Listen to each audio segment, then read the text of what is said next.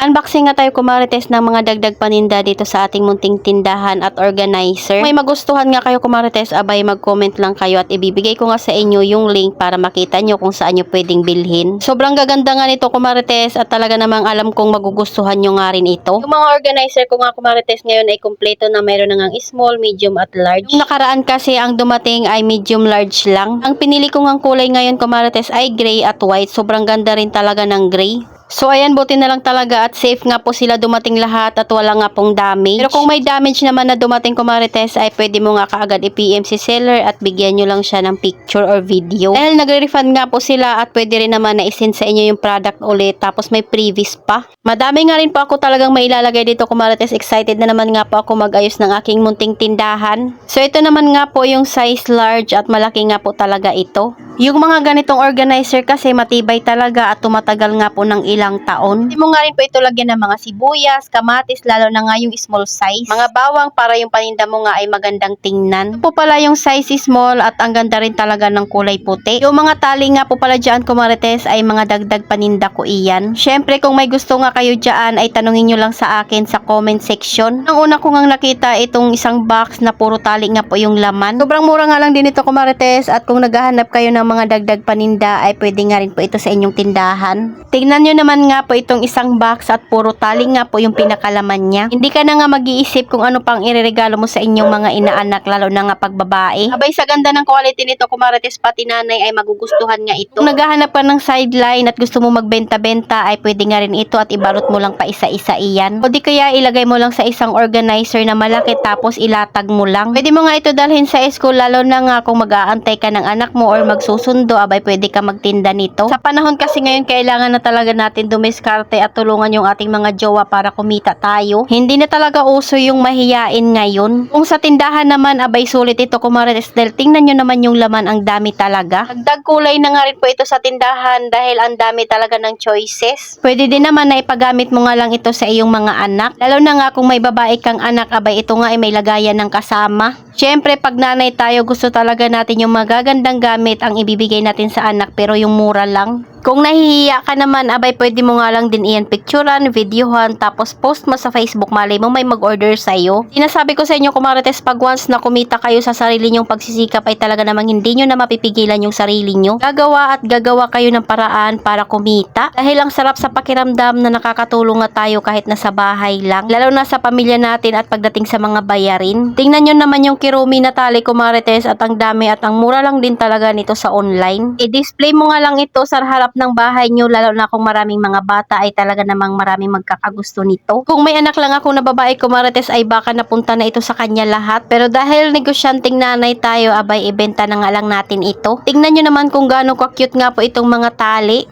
Abay nung bata pa ako kumarites, talaga namang pangarap kong magkaroon ng ganito sa aking buhok.